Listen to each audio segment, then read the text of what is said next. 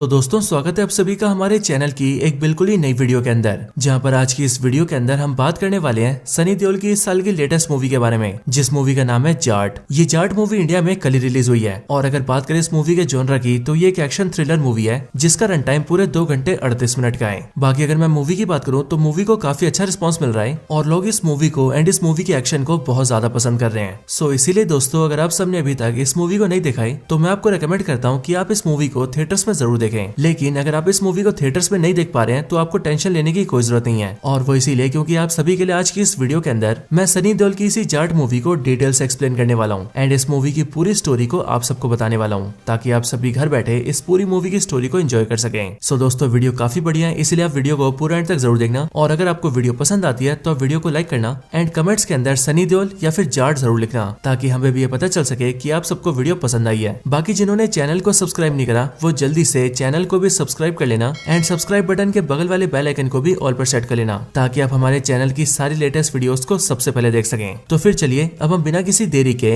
आज की इस कमाल की वीडियो को स्टार्ट करते हैं। तो इस जाट मूवी की स्टार्टिंग होती है श्रीलंका से, और श्रीलंका के घने जंगलों के अंदर हम श्रीलंकन आर्मी को देखते हैं जिनके साथ इस टाइम पर श्रीलंका के कई सारे लेबर्स होते हैं यानी कि मजदूर। लेकिन दोस्तों इन्हीं सारे मजदूरों में हम ये नोटिस करते हैं कि इन सब के बीच ही यहाँ पर मूवी का मेन विलन भी होता है यानी कि रणदीप हुड्डा। हम ये जानते हैं कि रणदीप हुड्डा भी यहाँ पर एक मजदूर है और वो यहाँ पर अपने 3 भाइयों के साथ होता है। इसके साथ ही रणदीप हुड्डा का मूवी के अंदर नाम होता है राणा तुंगा, और इसी राणा तुंगा का यानी कि रणदीप हुड्डा का मूवी के अंदर एक भाई विनीत कुमार सिंह भी होता है, और विनीत कुमार सिंह का इस मूवी में नाम होता है सोमुलू। अब यहाँ पर हम ये देखते हैं कि इन सारे मजदूरों को श्रीलंकन आर्मी के जिन सारे सोल्जर्स ने बुलाया होता है वो इन सभी से यहाँ जंगलों में खुदाई करवाते हैं और उनसे कुछ ढूंढने को कहते हैं, क्योंकि इनके पास ये खबर होती है कि यहाँ पर कई सारी कीमती चीजें छुपी हुई हैं। और इसीलिए हम ये देखते हैं कि खुदाई करने के दौरान रणदीप हुड्डा यानी कि राणा तुंगा और उसके 3 भाइयों को यहाँ पर एक बहुत बड़ा बॉक्स मिलता है, एक ऐसा बॉक्स जो कि बहुत सारे सोने से भरा हुआ होता है। और इसीलिए सोने से भरे हुए इस बॉक्स को देखकर राणा तुंगा अपने भाइयों के साथ ये डिसाइड करता है कि वो चारों मिलकर इस सारे सोने को लेकर यहाँ से भाग जाएंगे। अब फिर ऐसा करने के लिए वो चारों मिलकर आसपास के सारे सोल्जर्स पर अटैक कर देते हैं और उनकी गन्स छीनकर उन्हें मारने लगते हैं, और फिर वो लोग किसी तरह से बचते हुए उस पूरे सोने से भरे हुए बक्से को उठाते हैं एंड पास के एक शिप को लेकर सीधा वहां से निकल जाते हैं और पानी के रास्ते श्रीलंका से होते हुए सीधा इंडिया के आंध्र प्रदेश आ जाते हैं। आंध्र प्रदेश आने के बाद ही वो सबसे पहले अपने बॉक्स को छुपाते हैं, लेकिन अपने सोने के बॉक्स को छुपाने के बाद जब वो थोड़ा आगे बढ़ते हैं तब उन्हें उस एरिया के लोकल पुलिस ऑफिसर्स पकड़ लेते हैं एंड वो उन्हें थाने लेकर जाते हैं। थाने लाने के बाद ही उन्हें पता लगता है कि वो चारों असल में श्रीलंकन्स हैं जो कि पानी के रास्ते श्रीलंका से इंडिया भाग कर आ गए हैं। लेकिन अब वो पुलिस वाले उन सबको वापस श्रीलंका न भेज दें, इसके लिए राणा तुंगा एंड उसके तीनों भाई मिलकर उस पुलिस ऑफिसर को काफी सारा सोना देते हैं, जिसके बाद उस सोने की लालच में आकर वो police officer Rana Tunga and उसके तीनों भाइयों को इंडिया में रहने देता है, और तो और उन्हें इंडियन सिटीजन बनाने के लिए वो उनके लिए आईडीज भी बनवा देता है। एंड फिर इसीलिए इसके आगे हम ये देखते हैं कि राणा तुंगा अपने तीनों भाइयों के साथ मिलकर आंध्र प्रदेश के उसी कोस्टल एरिया में रहने लगता है और धीरे धीरे करके आसपास के सारे गांवों के ऊपर अपना दबदबा बना लेता है। और इस दौरान जो भी राणा तुंगा को रोकने की कोशिश करता है या फिर उसके खिलाफ जाता है उसे राणा तुंगा अपने भाइयों के साथ मिलकर खत्म कर देता है। और फिर इसीलिए देखते ही देखते राणा तुंगा का आसपास के 30 गाँव पर कब्जा हो जाता है और इस 30 के 30 गाँव के सारे लोग राणा तुंगा से डरने लगते हैं। लेकिन फिर दोस्तों इसके बाद ही सीन शिफ्ट होता है और हम ये देखते हैं कि अब 15 साल बीत चुके हैं। 15 साल बाद हमें सीधा नई दिल्ली का नजारा दिखता है और इस टाइम पर यहाँ पर हम इंडिया के प्रेसिडेंट को देखते हैं जिनका नाम होता है प्रेसिडेंट वसुंधरा। हम ये देखते हैं कि प्रेसिडेंट ऑफ इंडिया को जल्दी से उसके ऑफिस बुलाया जाता है और जब वो ऑफिस आती है तब उसे एक कुरियर दिया जाता है और कुरियर उसके हाथों में देते हुए उसे बताया जाता है कि उस कुरियर को उसे जरूर देखना चाहिए। इसके बाद ही प्रेसिडेंट जैसे उस कुरियर को खोलती है वैसे वो देखती है कि उस कुरियर के अंदर कई सारे लोगों के कटे हुए अंगूठे रखे हुए हैं, साथ ही साथ उसके अंदर एक लेटर भी होता है जिस लेटर को एक 7-8 साल की बच्ची ने लिखा होता है। इसके बाद ही प्रेसिडेंट उस लेटर को पढ़ना स्टार्ट करती है, जिसके बाद उस लेटर को पढ़ के उसे पता लगता है कि ये लेटर आंध्र प्रदेश के कोस्टल एरियाज में रहने वाले एक छोटे से गाँव की एक छोटी सी बच्ची ने लिखा है, जो की लेटर में प्रेसिडेंट से कहती है कि वो और उसका पूरा गाँव बहुत बड़ी मुसीबत में है और उसने अपनी स्कूल की बुक्स के अंदर ये पढ़ा था कि प्रेसिडेंट ऑफ इंडिया पूरे इंडिया में सबसे पावरफुल होते हैं और इसीलिए वो जो चाहे वो कर सकते हैं। एंड इसी वजह से वो प्रेसिडेंट ऑफ इंडिया से ये गुहार लगा रही है कि वो जल्दी से उसके गांव आए एंड उसके गांव वालों की हेल्प करें और प्रेसिडेंट को उसके पूरे गांव को मुसीबत से निकालना ही होगा। इसके साथ ही इस कुरियर बॉक्स के अंदर उसके गांव के भाई अपना अंगूठा भेज रहे हैं और अगर प्रेसिडेंट उनके गांव के लोगों की हेल्प नहीं करती है तो फिर अब बहुत ही जल्द उसके गाँव के सारे भाई मिलकर अगली बार अपना सर काट कर प्रेसिडेंट को भेजेंगे। अब इस लेटर को पढ़कर प्रेसिडेंट को काफी शौक लगता है, क्योंकि वो देखती है कि इस गाँव की बच्ची को प्रॉब्लम तो बहुत बड़ी है, लेकिन इस बच्ची की एंड उसके पूरे गाँव की मदद ना तो पुलिस ने की और और न ही आंध्र प्रदेश के लोकल गवर्नमेंट ने, और इसी वजह से इस बच्ची को सीधा प्रेसिडेंट से हेल्प मांगनी पड़ रही है। लेकिन इसके साथ ही प्रेसिडेंट ये बात भी समझ जाती है कि उस गाँव के अंदर जो भी कुछ मैटर चल रहा है वो काफी बड़ा मैटर है, और फिर इसीलिए प्रेसिडेंट सीबीआई के एक सीनियर ऑफिसर को बुलाती है जिसका नाम सत्यमूर्ति होता है। एंड वो सत्यमूर्ति को ये सारी बातें बताती है और उसे स्पेशल पावर्स देके सीधा उस गाँव जाने को कहती है ताकि सत्यमूर्ति उस गाँव में जाकर सारी सच्चाई का पता करे और इन सब के बारे में उससे आकर बताएं। लेकिन दोस्तों अब इसके बाद ही सीन शिफ्ट होता है और हम सीधा उसी गाँव को देखते हैं जिस गाँव से प्रेसिडेंट को चिट्ठी आई थी। यहाँ इस गाँव के अंदर हम ये देखते हैं कि जिन 10-12 लड़कों ने अपना अंगूठा काट के प्रेसिडेंट को भेजा था उन सभी को राणा तुंगा एंड उसके आदमियों ने जान से मार दिया है। लेकिन इसी टाइम पर इस गाँव के पुलिस स्टेशन में एक नई सब इंस्पेक्टर आती है जिसका नाम होता है विजय लक्ष्मी। और इस विजय लक्ष्मी को जैसे इन सारे मर्डर्स के बारे में पता लगता है वैसे वो जल्दी से गाँव में आती है और गाँव के लोगों से इस बारे में इंक्वायरी करती है, जिसके बाद गाँव के लोगों को भरोसा देने के बाद उसे पता लग जाता है कि एक्चुअल में इन सारे लोगों को मारने के पीछे राणा तुंगा का हाथ है। और फिर इसलिए इस बात को जानते ही विजय लक्ष्मी जल्दी से अपनी पुलिस फोर्स टीम को तैयार करती है एंड सभी को लेकर राणा तुंगा को अरेस्ट करने के लिए उसके घर जाती है। लेकिन दोस्तों यहाँ पर हम ये देखते हैं कि इस टीम के अंदर जितने भी मेल ऑफिसर्स होते हैं वो सब के सब राणा तुंगा का नाम सुनते डर जाते हैं और इसीलिए वो विजय लक्ष्मी के साथ जाने से मना कर देते हैं एंड वहाँ से भाग जाते हैं। लेकिन फीमेल ऑफिसर्स विजय लक्ष्मी का साथ देती हैं और फिर इसीलिए हम ये देखते हैं कि 7-8 फीमेल पुलिस ऑफिसर्स ऐसा ही विजय लक्ष्मी के साथ मिलकर सीधा राणा तुंगा के घर जाते हैं और वहाँ पर उसे अरेस्ट करने की कोशिश करते हैं। लेकिन वहाँ पर उन सबकी मुलाकात राणा तुंगा की वाइफ से होती है जिसका नाम होता है भारती। और यहाँ पर राणा तुंगा की वाइफ भारती को जैसे ये पता लगता है कि ये सारी फीमेल ऑफिसर्स उसके पति राणा तुंगा को अरेस्ट करने आए हैं, तब उसी टाइम पर वो राणा तुंगा के गुंडों से कहकर उन सारी पुलिस ऑफिसर्स को पकड़वा लेती है और एक एक करके उन सारी पुलिस ऑफिसर्स के कपड़े फड़वा देती है और उन सबके सबको अपने घर के एक कमरे में कैद करवा देती है। जिसके बाद ये सारी की सारी फीमेल पुलिस ऑफिसर्स अपनी हालत देखकर रोने लगती हैं और ऐसे किसी आदमी का इंतजार करने लगती है जो कि वहाँ पर आकर उन सबको छुड़ा सके। लेकिन फिर इसके बाद सीन शिफ्ट होता है और हम मूवी के मेन कैरेक्टर यानी कि सनी देओल को देखते हैं। हम देखते हैं कि इस टाइम पर सनी देओल अयोध्या में होता है और इसीलिए वो अयोध्या से सीधा एक ट्रेन पकड़ता है और ट्रेन के जरिए इंडिया में घूमने के लिए निकल जाता है। लेकिन दोस्तों जब सनी देओल की ये वाली ट्रेन आंध्र प्रदेश तक पहुंचती है तब उसी टाइम पर ट्रेन के आगे की पटरी में कुछ दिक्कत आ जाती है और फिर इसीलिए जिस ट्रेन के अंदर सनी देओल होता है उस ट्रेन को पटरी पर ही रोक दिया जाता है। लेकिन अब क्योंकि सनी देओल को काफी तेज भूख लगती है इसीलिए वो खाना खाने के लिए ट्रेन से नीचे उतरता है और आसपास देखने लगता है, जिसके बाद ही उसे पास में एक ढाबा दिखता है जहाँ पर जाकर वो इडली खरीदता है और उसे खाने लगता है। लेकिन इसी टाइम पर हम ये देखते हैं कि उस ढाबे के अंदर और भी कई सारे गुंडे आते हैं और वो लोग उस ढाबे के अंदर खाना खाने के बहाने तोड़फोड़ करने लगते हैं और इसी दौरान उनमें से एक गुंडे के हाथ से सनी देओल की इडली गिर जाती है जो देखकर सनी देओल को अच्छा नहीं लगता है और फिर इसीलिए सनी देओल यानी कि जाट सीधा उस गुंडे के पास जाता है एंड वो उसे बताता है कि उसका धक्का लगने की वजह से उसकी इडली गिर गई है और इसीलिए वो ये चाहता है कि वो ऐसा करने के लिए उससे माफी मांगे। लेकिन जाट की बात सुनकर वो गुंडा उस पर हंसने लगता है एंड वो जाट को चुपचाप से वहाँ से जाने के लिए कहता है। अब ये देखकर जाट को बहुत गुस्सा आता है और इसीलिए वो उस गुंडे को जोर से चाटा मारता है जिस वजह से वो गुंडा और उसके सारे साथी जाट पर हमला कर देते हैं। लेकिन जाट तो जाट है और इसीलिए वो उन सारे गुंडों को पीट देता है और जिसने उसकी इडली गिराई थी उससे माफी मांगने के लिए कहता है। लेकिन वो गुंडा जाट को अपने बॉस की धमकी देता है और वो उससे कहता है कि हमारा बॉस राम सुब्बा रेड्डी है जो कि बहुत ही खतरनाक और पावरफुल इंसान है। बट ये सुनकर जाट उससे कहता है कि अगर ऐसी बात है तो तेरा बॉस मुझसे सॉरी बोलेगा और फिर ये बोलने के बाद वो उन सारे गुंडों को उन्हीं की गाड़ी में लोड करता है और सीधा राम सुब्बा रेड्डी के घर जाता है। अब आगे हमें पता लगता है कि ये राम सुब्बा रेड्डी आसपास का एक लोकल पॉलिटिशियन है जिसकी पूरे एरिया में काफी पावर है। इसके साथ ही जब जाट इसके घर पहुंचता है तब वो ये देखता है कि इसके घर में पैसों से भरे हुए बहुत सारे बॉक्सेस रखे हैं और उन पैसे के बॉक्सेस को गाड़ियों में लोड करके कहीं पर भेजा जा रहा है। लेकिन इसके बाद ही वो राम सुब्बा रेड्डी के घर में एंटर होता है और राम सुब्बा रेड्डी को उसके गुंडे दिखाकर सारी बात बताता है एंड फिर वो उससे कहता है कि अब वो उससे सॉरी बोलेगा। लेकिन राम सुब्बा रेड्डी को ये देखकर बहुत गुस्सा आता है और इसीलिए वो सॉरी बोलने की बजाय उस पर अपने गुंडे छोड़ देता है। लेकिन जाट राम सुब्बा रेड्डी के भी सारे गुंडों को पीट देता है और उसके बाद ही वो राम सुब्बा रेड्डी को भी मारता है। लेकिन फिर इसके बाद भी राम सुब्बा रेड्डी जाट को सॉरी नहीं बोलता एंड वो उसे अपने बॉस की धमकी देता है और उसके बॉस का नाम होता है सोमुलू। और जैसे कि दोस्तों आपको पता है कि सोमुलू वही बंदा है जो कि रणदीप हुड्डा का यानी कि राणा तुंगा का छोटा भाई है। अब सोमुलू का नाम सुनते ही जाट उससे कहता है कि अब मुझसे सोमुलू सॉरी बोलेगा और फिर ऐसा करने के लिए वो राम सुब्बा रेड्डी एंड उसके गुंडों को गाड़ी में लोड करता है और उन सबको लेकर सीधा सोमुलू के पास आता है। हम ये देखते हैं कि सोमुलू इस टाइम पर एक सरकारी ऑफिस में होता है जहाँ पर उसने अपने गुंडों के साथ मिलकर उस ऑफिस के सारे ऑफिसर्स को वहाँ पर बिठा रखा होता है और उनसे जबरन फेक स्टैंप पेपर्स तैयार करवा रहा होता है। साथ ही उन पेपर्स पे नकली स्टैंप और नकली साइन भी लगवा रहा होता है। लेकिन अगले पल वहाँ पर जाट आता है एंड वो उससे सॉरी कहने के लिए कहता है। लेकिन सबकी तरह सोमुलू भी उस पर हंसता है एंड वो उस पर अटैक कर देता है जिसके रिस्पॉन्स में जाट उसके भी गुंडों को पीटता है और आखिर में सोमुलू को पीट कर उससे कहता है कि वो जल्दी से उससे सॉरी कह दे। लेकिन इसके बाद ही सोमुलू जाट से कहता है कि उसे पता नहीं है कि उसका भाई कौन है, उसका भाई है राणा तुंगा। और दोस्तों अब जैसे जाट राणा तुंगा का नाम सुनता है वैसे वो कहता है कि अब मुझसे राणा तुंगा सॉरी बोलेगा और फिर इसके लिए वो सोमुलू और पुराने गुंडों को गाड़ी में लोड करता है और सीधा जाता है राणा तुंगा के घर के अंदर। घर आने के बाद ही सोमुलू अपने बड़े भाई राणा तुंगा को बुलाता है जिसके बाद जाट उसे पूरी वारदात बताता है और आगे वो राणा तुंगा से कहता है कि अब वो जल्दी से उससे सॉरी कह दे। जाट की बातें सुनकर राणा तुंगा उससे सॉरी कह देता है। अब राणा तुंगा के मुंह से सॉरी सुनकर सारे लोग काफी शॉक हो जाते हैं। लेकिन जो जाट होता है वो इस बात को सुनकर काफी खुश होता है और स्माइल करते हुए वहाँ से जाने लगता है। लेकिन वहाँ से जाने के टाइम ही वो नोटिस करता है कि इस टाइम पर राणा तुंगा के घर के अंदर कई सारे पुलिस ऑफिसर्स की फटी हुई वर्दी पड़ी है। और फिर इसीलिए जाट जैसे उन यूनिफॉर्म्स को पास से देखता है तब उनकी नेम प्लेट्स को पढ़ के उसे पता लगता है कि ये सारी पुलिस यूनिफॉर्म फीमेल ऑफिसर्स की है। लेकिन जाट के ये सब देखने की वजह से राणा तुंगा उससे कहता है कि तुम्हें यहाँ पर मुझसे सॉरी चाहिए था और मैंने तुम्हें सॉरी बोल दिया है, इसीलिए अब तुम यहाँ से चुपचाप निकल जाओ। लेकिन जाट राणा की बात नहीं मानता एंड वो उससे कहता है कि वो जब से इस गाँव के अंदर आया तब से उसने काफी अजीब चीजें देखी है। जैसे कि सबसे पहले राम सुब्बा रेड्डी जो कि एक लोकल पॉलिटिशियन है, उसके घर में पैसों से भरे हुए बहुत सारे बड़े बड़े बॉक्सेस थे जिन्हें वो कहीं पर भेज रहा था। इसके साथ ही जो सोमुलु था वो भी एक सरकारी ऑफिस के अंदर बहुत सारे फेक स्टैम्प पेपर्स बनवा रहा था। और अब यहाँ कर उसने ये देखा है कि यहाँ पर कई सारे फीमेल ऑफिसर्स के कपड़े पड़े हैं एंड इसीलिए ये सब देखकर वो ये समझ चुका है कि यहाँ पर कुछ ना कुछ तो बहुत गड़बड़ है। और इस टाइम पर राणा तुंगा ने अपने घर में कई सारी फीमेल ऑफिसर्स को छुपा कर रखा है। अब ये बोलने के बाद ही जाट उसके घर में खोजबीन करने लगता है, जिसके बाद ही उसे राणा तुंगा के घर के कमरे के अंदर sub inspector Vijay Lakshmi and उसके साथी ऑफिसर्स मिलती हैं। और उनके मिलते ही जाट सबसे पहले उन्हें उनकी यूनिफॉर्म देता है और उन सभी को वहाँ से अपने साथ ले जाने लगता है। जब जाट वहाँ से उन लड़कियों को ले जा रहा होता है तब उस टाइम पर राणा तुंगा उससे कहता है कि अगर वो इन सबको अपने साथ ले जाना चाहता है तो शौक से ले जाए, लेकिन जाने से पहले वो उससे ये बताना चाहता है कि इस गाँव के साथ साथ आसपास के 30 गाँव पर उसका कब्जा है और इसीलिए यहाँ पर सिर्फ उसका राज चलता है। इसीलिए वो जाट से कहता है कि अभी तो वो इन लड़कियों को लेकर जा रहा है, लेकिन आज शाम होते होते वो खुद ही उसके पास आएगा एंड गिड़गिड़ाते हुए उससे जान की भीख मांगेगा। लेकिन जाट उसकी बात को इग्नोर करता है एंड वो लड़कियों को लेकर वहाँ से चला जाता है। अब जाट और लड़कियों के जाने के बाद ही राणा तुंगा की मदर उससे पूछती है कि उस आदमी ने उसके छोटे भाई सोमुलु को बहुत बुरी तरह से मारा था, सो इसीलिए यह सब होने के बाद भी राणा तुंगा ने उसे यहाँ से जिंदा क्यों जाने दिया। अपनी मदर की बात सुनकर राणा तुंगा उनसे कहता है कि इस आदमी ने मेरे छोटे भाई को सबके सामने मारा था और इसीलिए अगर मैं इसे घर के अंदर मारता तो बाहर दुनिया को इसकी मौत के बारे में कुछ भी पता नहीं लगता,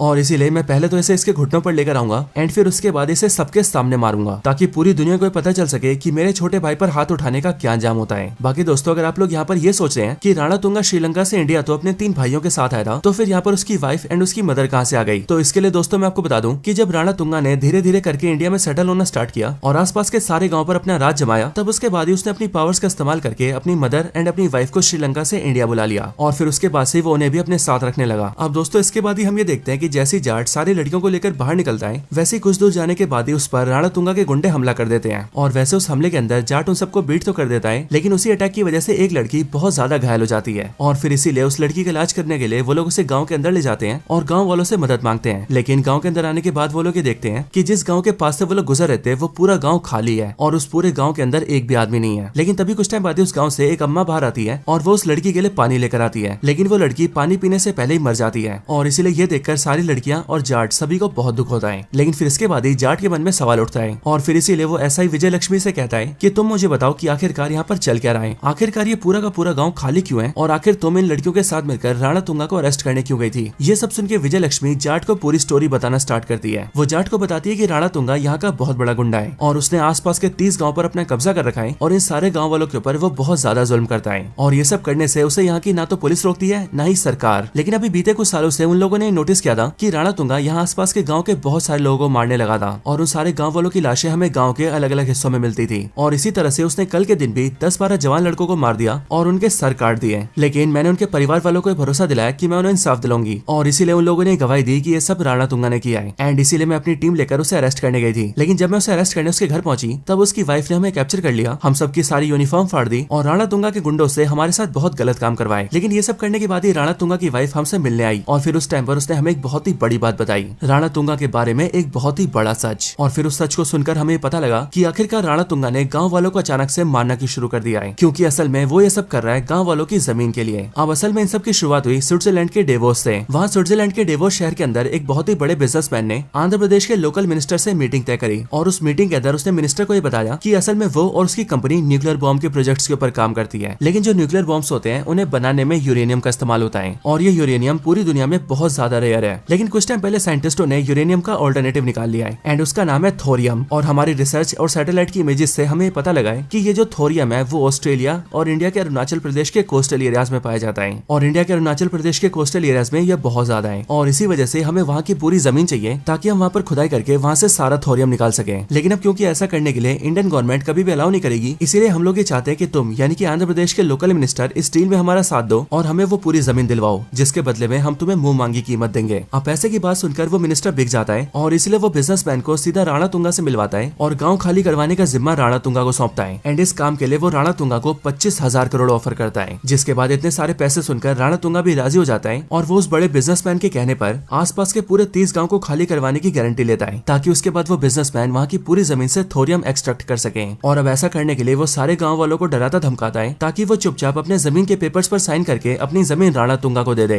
लेकिन जो अपनी जमीन देने से राजी नहीं होता है, उससे राणा तुंगा या तो जबरन अंगूठा लगवा लेता है या फिर तब भी ना मानने पर वो उसे जान से मार देता है और उसे मारने के बाद उसकी जमीन के फेक पेपर्स बनवा लेता है। और फिर इस तरह से धीरे धीरे करके वो सारे गाँव को हथियाना शुरू कर देता है। और फिर दोस्तों यहीं पर ही हमें ये भी पता लगता है कि जिस छोटी बच्ची ने प्रेसिडेंट को लेटर लिखा था वो भी इन्हीं में से किसी गाँव की थी। एक ऐसा गाँव जहाँ के लोग अपनी जमीन को राणा तुंगा को नहीं सौंपना चाहते थे और राणा तुंगा उनसे जबरन अंगूठा न लगवा ले, इसके लिए उन्होंने अंगूठा काट के प्रेसिडेंट को भेजा था और प्रेसिडेंट से मदद की गुहार लगाई थी कि वो उन्हें बचाने आए। लेकिन आखिर में राणा तुंगा ने उन सबको भी जान से मार दिया। और फिर जब इसी मर्डर केस के सिलसिले में विजय लक्ष्मी राणा तुंगा को अरेस्ट करने उसके घर गई, तब उसकी वाइफ ने उन सबको वहाँ पर बंदी बना लिया। अब दोस्तों इसके बाद स्टोरी एंड होती है और जाट को पूरी कहानी पता लगती है और फिर इसीलिए ये सारी कहानी जानकर जाट ये कसम खाता है कि अब वो राणा तुंगा के आतंक से सारे गाँव वालों को बचाएगा और जिन गाँव वालों को राणा तुंगा ने मार दिया है उनका बदला राणा तुंगा से लेगा और राणा तुंगा को खत्म करेगा। लेकिन अब इन सब के बाद ही जाट सारी लड़कियों को लेकर पुलिस स्टेशन जाता है और वहाँ पर उनके साथ जो भी हुआ है उसकी कंप्लेंट फाइल करवाता है। लेकिन यहाँ स्टेशन में जैसे वो कंप्लेंट में सोमुलू और राणा तुंगा का नाम लेता है, वैसे यहाँ का पुलिस इंस्पेक्टर शॉक हो जाता है। और अब क्योंकि वो भी राणा तुंगा का आदमी होता है, इसीलिए वो जल्दी से राणा तुंगा के भाई सोमुलू को फोन करता है और उसे जाट के बारे में बताता है। जिसके बाद सोमुलू ये कहता है कि वो उसे थाने में पकड़ के रखे, वो उसे खत्म करने आ रहा है। इसके बाद ही सोमुलू अपने गुंडे लेकर थाने की ओर निकल जाता है और यहाँ थाने में पुलिस इंस्पेक्टर जाट को कैप्चर करवा लेता है और अपने पुलिस वालों के जरिए उसे जंजीरों से बंधवा देता है। इसके बाद ही सोमुलू अपने गुंडों के साथ स्टेशन आता है और वो जाट पर हमला करके उसे मारने की कोशिश करता है। लेकिन अब क्योंकि जाट तो जाट है, इसीलिए वो अपने आप को आजाद करता है और सोमुलू एंड उसके सारे गुंडों को पीटने के साथ ही राणा तुंगा के दोनों भाइयों को भी मार देता है और साथ ही साथ पुलिस इंस्पेक्टर को भी मार देता है, क्योंकि वो भी राणा तुंगा का आदमी था। और फिर इसके बाद वो सारी लड़कियों को लेकर वहाँ से निकल जाता है। इसके बाद राणा तुंगा को जैसे इन सब के बारे में पता लगता है, वैसे वो जल्दी से पुलिस स्टेशन आता है और वहाँ पर आकर अपने तीनों भाइयों की लाश देखता है और इसीलिए ये सब देखकर उसे बहुत गुस्सा आता है एंड इसीलिए वो भी ये डिसाइड करता है कि अब वो जाट को खत्म कर देगा। हालांकि दोस्तों इन्हीं सबके बीच बीच में हमें सीबीआई ऑफिसर सत्यमूर्ति भी दिखता रहता है और हम ये जानते हैं कि अब वो आंध्र प्रदेश पहुंच चुका है एंड यहाँ आकर वो भी राणा तुंगा के बारे में सब कुछ जान जाता है और उसे पता चल जाता है कि आसपास के 30 गांव के ऊपर राणा तुंगा का राज है। लेकिन राणा तुंगा की हिस्ट्री और उसके बैकग्राउंड को जानने के लिए सीबीआई ऑफिसर सत्यमूर्ति राणा तुंगा की फोटो एंड उसकी पूरी डिटेल्स को सीबीआई हेडक्वार्टर्स में भेजता है और फिर सीबीआई के इंटेलिजेंस की मदद से सत्यमूर्ति को फोन पर यह पता लगता है कि असल में जिस राणा तुंगा के पीछे वो आंध्र प्रदेश गया है वो कोई लोकल या फिर मामूली गुंडा नहीं है, बल्कि असल में वो तो इंडियन ही नहीं है, वो बिलोंग करता है श्रीलंका से और श्रीलंका के अंदर वो जाफरा टाइगर्स नाम के एक टेररिस्ट ग्रुप का डेप्यूटी कमांडर था, जिसने कि श्रीलंका से लेकर इंडिया तक कई सारे टेररिस्ट वाले काम किए थे। लेकिन आगे चलकर उसे उसकी ग्रुप वालों ने निकाल दिया, जिसके बाद वो श्रीलंका से भागकर इंडिया आ गया और यहाँ पर एक करप्ट पुलिस ऑफिसर की मदद से उसने अपने लिए इंडियन आईडी बनवा ली और इंडियन बनकर यहीं पर रहने लगा। और इसीलिए सीबीआई ऑफिसर सत्यमूर्ति का जिससे सामना होने वाला है वो कोई आम इंसान नहीं है, बल्कि वो एक बहुत ही खतरनाक टेररिस्ट है। अब सीबीआई ऑफिसर सत्यमूर्ति को जैसे ये पता लगता है कि राणा तुंगा एक बहुत ही बड़ा टेररिस्ट है, इसीलिए वो उसे कैप्चर करने के लिए सीधा इंडियन आर्मी के हेडक्वार्टर्स में फोन करता है और इंडियन आर्मी के हेड से ये कहता है कि उसे एक बहुत ही बड़े आतंकवादी को पकड़ना है और ऐसा करने के लिए उसे स्पेशल फोर्सेस चाहिए। लेकिन इंडियन आर्मी का हेडफोन पर उसे बताता है कि इस टाइम पर स्पेशल फोर्सेस के कोई भी सोल्जर अवेलेबल नहीं है और वो इसीलिए क्योंकि सीबीआई ऑफिसर सत्यमूर्ति इस टाइम पर आंध्र प्रदेश के बहुत ही कोने वाले गाँव में है, इसलिए वहाँ पर किसी भी स्पेशल फोर्स को भेजने में उन्हें कम से कम कई घंटे लगेंगे। लेकिन सीबीआई ऑफिसर सत्यमूर्ति कहता है कि उसके पास ज्यादा वक्त नहीं है और उसे जल्द से जल्द राणा तुंगा को कैप्चर करना है। लेकिन इस बात को सुनकर इंडियन आर्मी का हेड उससे कहता है कि अगर ऐसी बात है तो उसकी मदद एक आदमी कर सकता है, जो कि असल में इंडियन आर्मी के स्पेशल फोर्सेस का हिस्सा है और स्पेशल फोर्सेस का वो जाबाज ऑफिसर इस टाइम पर उसके काफी पास है एंड इसीलिए वो लोग उसे इन्फॉर्म कर देंगे ताकि वो जाकर राणा तुंगा को कैप्चर कर ले। लेकिन ये बात सुनकर सीबीआई ऑफिसर सत्यमूर्ति कहता है कि राणा तुंगा बहुत ही खतरनाक टेररिस्ट है और उसके साथ उसके बहुत सारे गुंडे भी हैं, इसीलिए स्पेशल फोर्स का एक जवान उसे पकड़ नहीं सकता है। लेकिन इस बात को सुनकर इंडियन आर्मी का हेड उससे कहता है कि असल में वो स्पेशल फोर्सेस के जिस सोल्जर की बात कर रहा है वो अकेला ही पूरी आर्मी के बराबर है और उसने सालों तक इंडियन आर्मी में रहकर बहुत सारे बड़े बड़े ऑपरेशन किए और हर एक ऑपरेशन को पूरी तरह से सक्सेसफुल पूरा किया है। और फिर दोस्तों इसके जस्ट बाद ही ये बात रिवील होती है कि स्पेशल फोर्सेस का ये खास ऑफिसर और कोई नहीं बल्कि सनी देओल है, यानी कि जाट। और ये इंडियन आर्मी में एक ब्रिगेडियर है जिसका पूरा नाम है ब्रिगेडियर बलदेव प्रताप सिंह, जो कि बिलोंग करता है जाट रेजिमेंट से। और इसीलिए ब्रिगेडियर बलदेव प्रताप सिंह राणा तुंगा को कैप्चर कर सकता है एंड इसीलिए वो लोग राणा तुंगा के बारे में उसे इन्फॉर्म कर देंगे। अब दोस्तों इसके बाद ही हम ये देखते हैं कि जाट को यानी कि ब्रिगेडियर बलदेव प्रताप सिंह को राणा तुंगा को पकड़ने के बारे में इंडियन आर्मी से भी ऑर्डर्स मिल जाते हैं एंड इसीलिए वो जल्दी से उसे पकड़ने निकलता है। लेकिन दोस्तों इसी टाइम पर हम दूसरी साइड राणा तुंगा को देखते हैं जिसने एक पूरे गांव के सारे लोगों को पकड़ लिया था। और दोस्तों ये वही वाला गांव था जिस गांव को जाट ने पूरा खाली देखा था। असल में इस गांव के लोग राणा तुंगा से ज्यादा डर नहीं रहे थे और उसके नाम अपनी जमीन नहीं कर रहे थे और ऐसा करने के लिए राणा तुंगा ने यहाँ के कई लोगों को मारा तो था, लेकिन तब भी गाँव वाले उसके सामने झुक नहीं रहे थे और इसीलिए राणा तुंगा इस गाँव के सारे लोगों को कैप्चर कर लेता है ताकि वो पूरे गाँव को ही मार दे। और यहाँ पर हम ये देखते भी है कि ये बारी बारी करके गाँव वालों को मारने भी लगता है। लेकिन कुछ लोगों के मरते हम ये देखते हैं कि वहाँ पर जाट आ जाता है, यानी कि ब्रिगेडियर बलदेव प्रताप सिंह। और फिर उसके वहाँ पर आने के बाद ही वो सबसे पहले राणा तुंगा के सारे गुंडों को पीटता है। देन उसके बाद वो फाइट करता है राणा तुंगा से, और फाइट के अंदर वो राणा तुंगा को हरा देता है। जिसके बाद जिस गाँव के लोगों को राणा तुंगा ने कैप्चर किया था वो सब मिलकर राणा तुंगा के गले में जंजीर बांध देते हैं और जंजीर से लटका के उसे जान से मार देते हैं, यानी कि राणा तुंगा का दी एंड। हालांकि इसी टाइम पर वहाँ पर सीबीआई ऑफिसर सत्यमूर्ति भी आ जाता है और वो यहाँ पर जाट से मिलकर यहाँ की सारी जानकारी ले लेता है। जिसके बाद वो सीधा प्रेसिडेंट को फोन करता है एंड सारी रिपोर्ट उन्हें देता है। और साथ ही सीबीआई ऑफिसर सत्यमूर्ति प्रेसिडेंट को भी ये बताता है कि राणा तुंगा जैसे आतंकवादी को मारकर यहाँ के सारे गाँव वालों को बचाने के इस मिशन को ब्रिगेडियर बलदेव प्रताप सिंह ने अकेले पूरा कर दिया है, और इसके लिए सभी लोग ब्रिगेडियर बलदेव प्रताप सिंह को थैंक्स बोलते हैं। जिसके बाद दोस्तों हम ये देखते हैं कि ये पूरी मूवी यहीं पर एंड हो जाती है।